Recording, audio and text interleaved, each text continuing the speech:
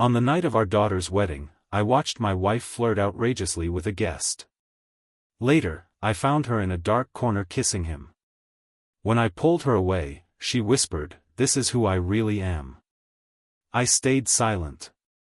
During my father of the bride speech, I publicly announced my divorce, and thanked my wife's new boyfriend for making the decision easy. I'm Dan. I'm 56 years old. I've lived in Scranton, Pennsylvania my whole life. I've worked as an electrician since I was a teenager, same union, same crew. I married Rachel when I was 23. She was the only woman I'd ever really loved. We had 2 kids, and we did everything by the book: savings, college funds, family trips to the Jersey Shore, Christmas cards. 33 years of marriage. Our youngest, Abby, got married a few weeks ago. Beautiful wedding. But I'll never forget that night for another reason. That's the night I realized my wife wasn't who I thought she was. And I made sure everyone found out. We spent almost a year planning the wedding. Abby and her fiancé, Mike, are young, smart, good kids. Mike's family is from just outside Philadelphia. Nice people. They helped with the costs, but Rachel and I paid for most of it. The venue was one of those old converted barns in the country near Clark's Summit. Strings of lights everywhere, candles, white roses, burlap table runners. It looked like something out of a magazine. We even booked a live band for the ceremony and a DJ for the reception. Abby asked me to walk her down the aisle and do the father-daughter dance. I was honored. We practiced it in the living room the week before. I held it together until she put her head on my shoulder. Then I nearly lost it. That moment meant everything to me. It still does. Things started going sideways after dinner. Rachel disappeared for a bit during the speeches. I didn't think much of it. She said she had a headache earlier and was maybe getting some air. But then I saw her near the bar, talking to a man I didn't recognize. Tall guy, black hair, maybe 10 years younger than us. Navy blue suit. He was standing real close to her. I watched her laugh in a way I hadn't seen in years. Playful. Flirty. She was touching his arm, brushing her hair back, leaning in. He whispered something in her ear. She slapped his chest and laughed again. I walked over to get another drink, hoping she'd notice me. She didn't even glance my way. Later, I asked my son who the guy was. He said he thought he was a friend of Mike's cousin. Not part of our family. Not even someone Rachel had met before. So why was she acting like they were on a date? An hour passed. The DJ was playing upbeat music, the dance floor was full, people were having a good time. But Rachel was gone again. I decided to find her. I wasn't looking to fight. I just wanted to ask her what the hell was going on. This was our daughter's wedding. I walked around the venue, through the patio and into the back hallway near the restrooms. That's when I saw them. Through a half-open door that led to a service exit on the side of the barn. She was kissing him. They were against the wall, out of the light. Her hands were on his shoulders, his were on her hips. Slow, soft, deep kissing. This wasn't some drunken slip. This was 2 people who wanted it. I pushed the door open. They jumped apart. She looked stunned for half a second, then calm. Like she'd been caught skipping church, not cheating on her husband. I stared at her. "What are you doing?" I asked.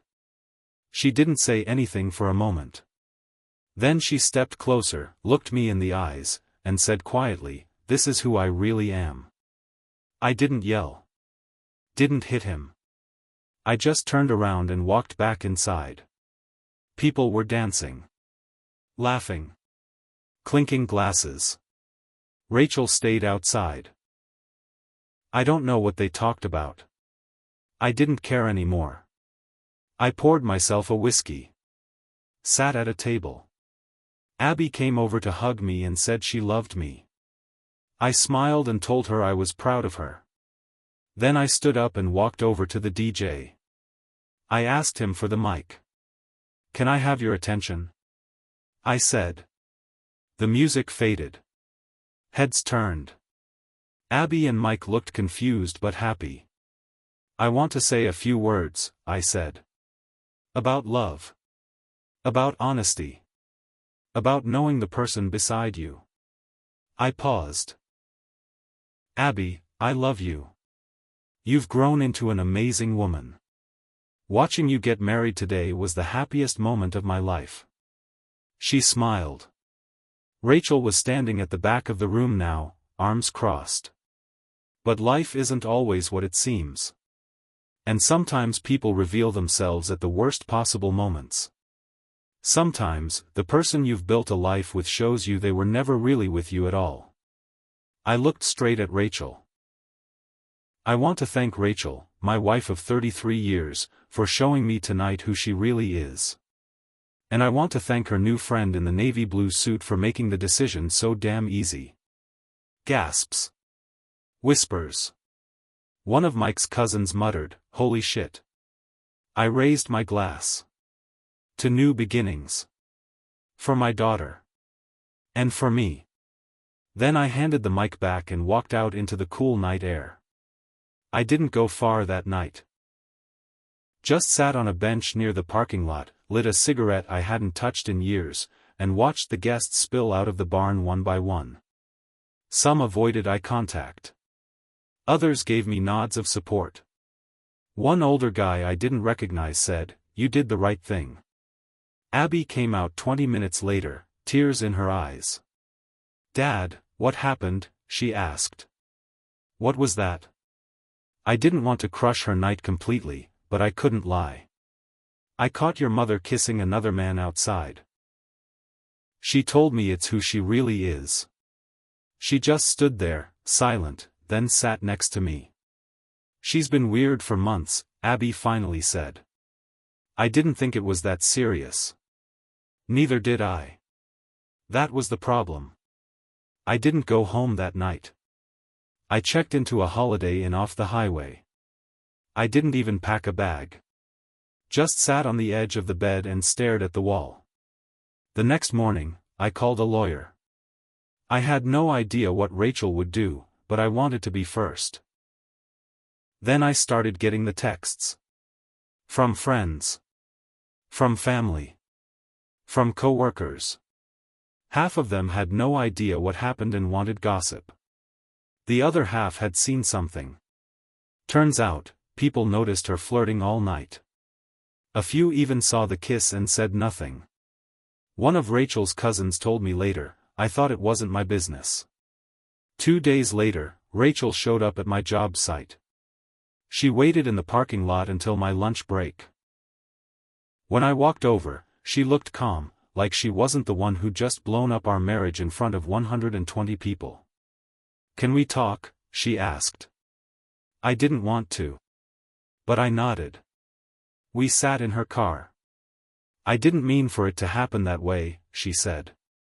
"It just did. I was drunk."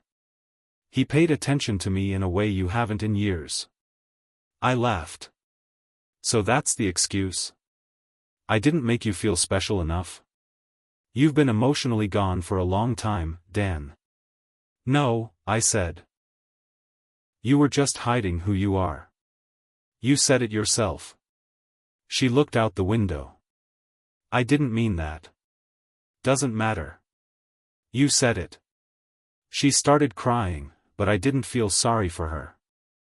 I felt like a man who'd just stepped out of a long fog. His name was Tyler. Mike's cousin's friend. Divorced. 2 kids. Real estate agent from Allentown. Mid-40s. A few days after the wedding, I found out from Abby that Rachel was still seeing him. "Mom said she needs time to figure stuff out," Abby said. I laughed again. "Figure what out?" "She figured it out while kissing him outside our daughter's wedding. I was staying with my brother while the lawyers started sorting the paperwork. Rachel still had the house. She texted me a few times, asking if we could be civil and focus on keeping the family from falling apart. But the damage was done. And then she pushed it further. She started telling people I'd been cold for years. That I didn't touch her, didn't compliment her, made her feel invisible. Some of that was probably true. We'd grown apart. I worked long hours. I wasn't great with feelings. But I never cheated. I never looked at another woman. I thought we were just in a rough stretch. Then one of our mutual friends told me Rachel was saying I pushed her to cheat. That if I had been more of a man, she wouldn't have gone looking for attention. That's when I got mad. Not sad. Not broken. Mad. I called an old friend of mine, Dave, who works in IT security. Told him I wanted to find out how long this had been going on. He helped me pull some old records, phone logs, emails, social media messages. Turned out, Rachel and Tyler had been talking for weeks before the wedding. It wasn't a spur-of-the-moment kiss. They'd met for drinks. He'd been to our house once when I was out of town for work. They planned this. That wasn't heartbreak. That was betrayal. The email trail went deeper than I expected. Rachel had set up a second account. It was connected to an old iPad she used to use in the kitchen. She probably thought I never checked it anymore. But I still had it. One night, around 2 a.m., I opened the iPad, guessing her password out of habit. I scrolled through the hidden Gmail and found hundreds of emails between her and Tyler. There were pictures. Some of her in lingerie. Some of them in hotel rooms. And dates. The messages went back 6 months. She met him at a real estate networking event in the fall. Their first kiss happened at a hotel bar in Wilkes-Barre, 2 hours before our Thanksgiving dinner. That night, she came home, served cranberry sauce, and kissed me goodnight like nothing had happened. I nearly threw the iPad across the room. Then came the second hit. I noticed that our savings account was lighter than I remembered. Not by much, but enough to raise a flag. I pulled statements going back a year. She'd been transferring small amounts, $100 here, $200 there, into a household expenses account I never checked. Over time, it added up. Thousands. She used it to book hotel rooms. Dinners. A weekend in Atlantic City. She didn't just cheat. She funded her affair with our savings. I drove back to the house the next morning. I walked in through the front door with the iPad and bank statements in hand. She was sitting on the couch with a coffee and her phone. She didn't even look surprised to see me. "You shouldn't be here," she said. "I know everything," I said. I held up the iPad. Emails. Pictures. Bank transfers. Atlantic City. "You took him on vacation?" She blinked. "You went through my stuff? You're lucky I didn't burn it all." She stood up. "Dan, don't say you're sorry. You're not. You're just mad you got caught." Then she said the thing I didn't expect. "I was going to tell you after the wedding. I wanted Abby to have her day." That stopped me cold. "You were going to wait? You planned all this?" She didn't answer. She didn't just betray me. She strategized it. I learned from the emails that she and Tyler had discussed going public after the wedding. They planned to ease me into it. Tyler even joked in one message, "Maybe we'll let him keep the grill in the divorce." That was the moment I stopped feeling pain. I started planning something else. I wasn't going to beg. I wasn't going to yell. And I sure as hell wasn't going to let her walk away clean after 33 years, pretending she was the victim. I called my lawyer and told him to go for everything we could. The house. The pension split. The vehicles. Every piece of documentation, every transfer, every email. I handed it all over. He said, "We can file for dissipation of assets. She used marital funds for her affair. That can work in your favor." Good. Let her explain that in court. But I wasn't done. A week later, we had a small family dinner at Abby's place. She wanted us to try and sit down like adults, for the sake of healing. Rachel was there. So was Tyler. She brought him.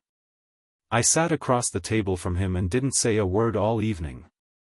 Until dessert. Then I pulled out my phone, placed it on the table, and hit play on a recording. It was audio of one of their emails being read out loud, by a text-to-speech app one downloaded just for that night. The one where she said, "He's just comfortable. Tyler, you make me feel alive." The room went still. Tyler turned pale. Abby pushed her chair back and left the table.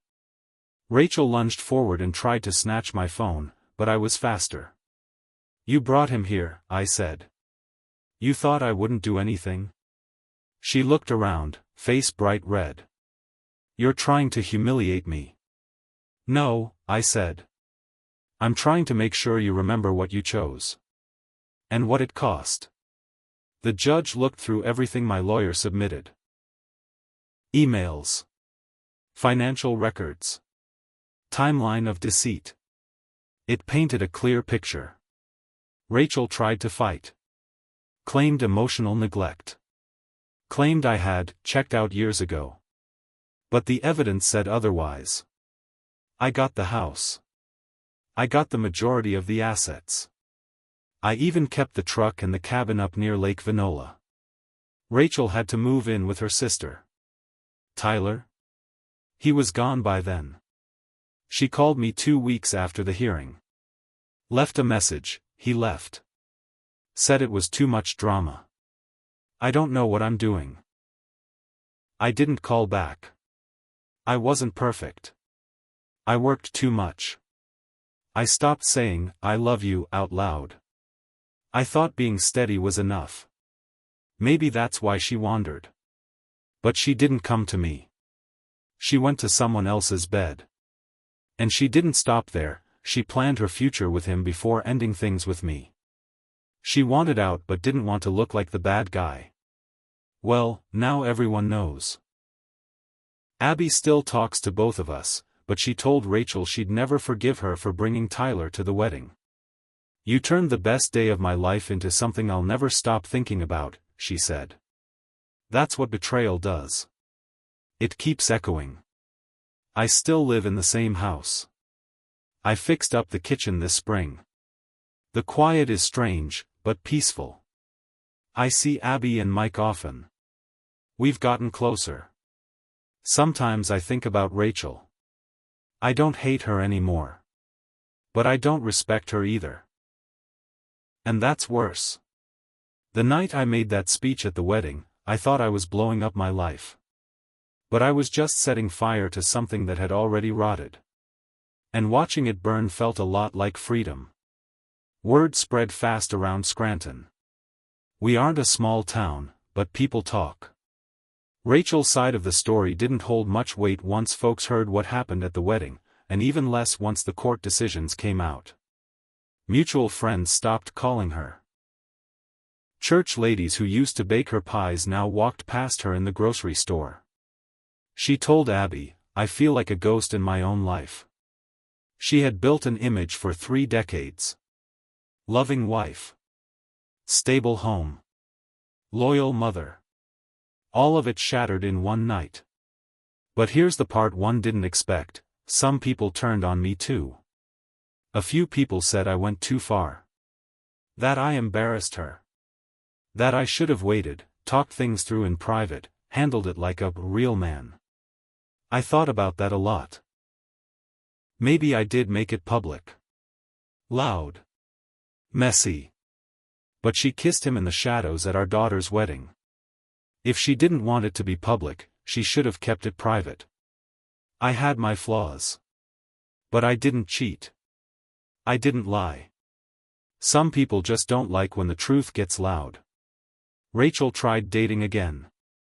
A guy from her office, another from some dating app. None lasted more than a few weeks. She called Abby one night crying, saying, "I thought I'd find someone better. I thought I deserved to be happy." Abby told her, "You were happy. You just didn't want to be bored. Now look at you." Rachel lost weight. She looked tired. Bitter. People who used to look at her with admiration now looked at her with pity or anger. She even told Abby she missed me. But I didn't miss her. I missed the idea of her. The version that existed before I saw the truth. 6 months later, I hosted Thanksgiving at my house. Abby and Mike came. So did my son and his girlfriend. I grilled the turkey out back, cracked open a beer, and played catch with Mike after dinner. I looked around at my family and felt something I hadn't felt in years: peace. Not just because Rachel was gone. But because I stood up for myself. I didn't keep swallowing the poison just to keep the peace. I spoke the truth. Even when it hurt. Even when it made a scene. And that, more than anything, is what finally set me free.